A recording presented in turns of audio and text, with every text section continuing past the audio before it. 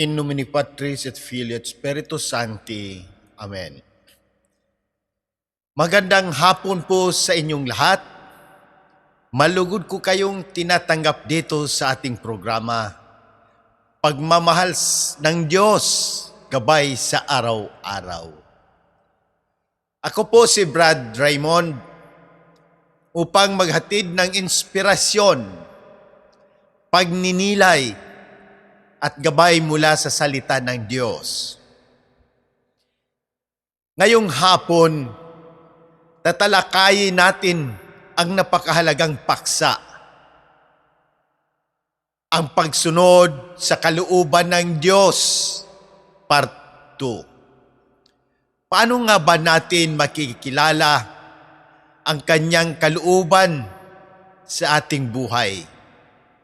Ano ang mga hakbang upang tayo'y makapagpasakop sa kanyang plano? Sama-sama nating hihimayin ito batay sa banal na kasulatan at mga karanasan sa ating pananampalataya. Manatili po kayong nakatutok at sama-sama nating alamin kung paano tayo tatahakin sa landas ng kabutihan, pagmamahal at pagsunod sa Diyos. Huwag din po kayong aalis dahil marami pa tayong sorpresa at inspirasyon na inihanda para sa inyo. Ang karagdagang halimbawa ng mga paraan upang makapasok tayo sa kaharian ng Diyos sa araw-araw na pamumuhay ayon sa banal na kasulatan. Catechism of the Catholic Church. Bilang mga Romano Katoliko, ang pagiging maingat sa gawain at salita. Una, ang pagpapakita ng kababaang loob. Iwasan ang kayabangan at pagiging mataas. Ito ay nakasulat sa Matthew. Halimbawa, kapag pinuri sa trabaho, kilalanin ang tulong ng mga kasamahan. Magpasalamat sa Diyos sa bawat tagumpay at huwag magyabang. Pangalawa, ang pag-iwas sa tsismis. Huwag magsabi ng masasamang salita laban sa iba. Ito ay nakasulat sa Ephesians. Halimbawa, kapag may narinig na tsismis, huwag itong ipasa sa iba. Tumangging makinig sa tsismis at iwasang sumali sa usapan. Pangatlo, ang pag-iwas sa kasakiman. Magpasalamat sa biyaya ng Diyos. Ito ay nakasulat sa Lucas. Halimbawa, magbigay ng sobrang gamit sa mga nangangailangan kaysa itago ang mga ito nang hindi nagagamit. Matutong makontento sa kung anong meron kaysa mainggit sa iba. Pang-apat, ang pagiging mapagpakumbaba. Pahalagahan ang iba ng higit sa sarili. Ito ay nakasulat sa Philippians. Halimbawa ay magbigay ng upuan sa nakatatanda sa pampublikong sasakyan. Magbigay ng espasyo sa iba sa pila kahit ikaw ang nauna. Panglima, ang pag-iwas sa paninibugho. Magalak sa tagumpay ng kapwa. Ito ay nakasulat sa Romans. Halimbawa, purihin ang kaibigang nakapagtapos ng kursong matagal mong gustong kunin. Magalak sa bagong negosyo ng kapitbahay sa halip na mainggit. Ang pagpapalaganap ng Ebanghelyo. Pang-anim, ang pagtuturo ng mabuting balita. Tulungan ang iba na makilala si Kristo. Ito ay nakasulat sa Mateo. Halimbawa ay magbahagi ng maikling pagninilay sa social media tungkol sa lingguhang ebanghelyo. Magturo ng katekismo sa mga kabataan sa parokya. Pangpito, ang pagiging mabuting halimbawa. Mamuhay na may kabanalan. Ito ay nakasulat sa Mateo. Halimbawa ang pagpakita ng maayos na ugali sa trabaho upang makita ng iba ang pananampalataya mo. Sundin ang mga batas sa kalsada bilang mabuting mamamayan. Pangwalo, ang pagdadasal para sa kapwa. Isama sa panalangin ang pangangailangan ng iba. Ito ay nakasulat sa Timoteo.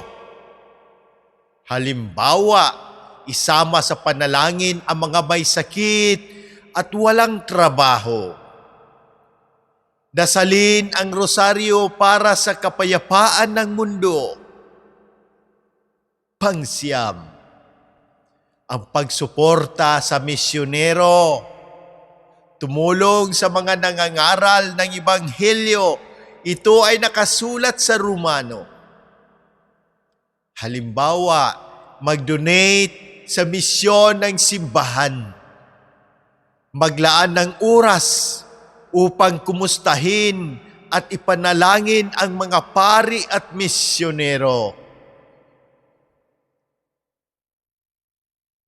Pagsampo, ang pagiging malapit sa mga nawawala sa pananampalataya. Hikayatin silang bumalik sa simbahan. Ito ay nakasulat sa Lucas. Halimbawa, anyayahan ang mga kaibigan na hindi nagsisimba na sumama sa iyo tuwing linggo. Magbigay ng aklat o leaflet tungkol sa pananampalataya sa mga kakilala. Ang paglilingkod sa mahihirap. 11, ang pagpapakain sa nagugutom. Ito ay nakasulat sa Mateo. Mag-organisa ng community feeding program sa inyong lugar. Magbigay ng pagkain sa mga nangangailangan sa lansangan. Pang-12, ang pagbibigay ng inumin sa nauuhaw. Ito ay nakasulat sa Mateo. Mag-donate ng bottled water sa mga nasalanta ng bagyo. Magbahagi ng malinis na inuming tubig sa mga lugar na may kakulangan nito. 13, ang pagbibigay ng kasuutan sa mga walang suot. Ito ay nakasulat sa Mateo. Mag-donate ng lumang damit sa mga charity o relief organization. Mag-organisa ng clothing drive para sa mga nangangailangan. Pang-14, ang pagdalaw sa mga may sakit. Nakasulat din ito sa Matthew. Maglaan ng oras upang dalawin ang mga may sakit sa ospital, maghatid ng pagkain o suporta sa mga may sakit na nakaratay sa kanilang tahanan. 15, ang pagbisita sa mga nakakulong. Ito ay nakasulat din sa Matthew. Magbahagi ng inspirasyon at salita ng Diyos sa mga bilangguan. Maghatid ng mga pangunahing pangangailangan sa mga nakakulong. Ang pagiging mabuting tagapangalaga. 16, ang pag-iingat sa kalikasan, alagaan ang nilikha ng Diyos. Ito ay nakasulat sa Genesis. Magtanim ng puno sa inyong komunidad. Magsagawa ng clean-up drive sa mga ilog o dalampasigan. 17, ang pagbibigay ng ikapo, tumulong sa simbahan at sa mga nangangailangan. Ito ay nakasulat sa Malaki. Magbigay ng bahagi ng kinita bilang suporta sa parokya o simbahan. Magbigay ng donasyon sa mga organisasyon na tumulong sa mahihirap. Ang 18, ang pagpapakita ng hustesya sa trabaho. Igalang ang karapatan ng manggagawa. Ito ay nakasulat sa James. Igalang ang tamang oras at sahod ng mga manggagawa. Hikayatin ang patas na pagtrato sa lahat ng empleyado. 19, ang pag-iwas sa korupsyon, maging tapat sa lahat ng gawain. Ito ay nakasulat sa Proverbs. Tumanggi sa anumang uri ng panunuhol o katiwalian. I-report ang mga hindi makatarungang gawain sa opisina. 20, ang pagpapakita ng kabutihan sa kapaligiran. Iwasan ang pagiging mapanira sa kapaligiran. Ito ay nakasulat sa Laudato Si. At sa Catechism of the Catholic Church. Iwasan ang paggamit ng plastik at piliin ang mga reusable na materyales. Mag-recycle ng basura sa tamang paraan. Ang mga halimbawa na ito ay naglalayon na tayo ay mamuhay ng may kabanalan ayon sa kalooban ng Diyos bilang mga tunay na tagasunod ni Kristo. Maraming salamat po sa inyong pagsubaybay ngayong Sabado dito sa pagmamahal ng Diyos, gabay sa araw-araw.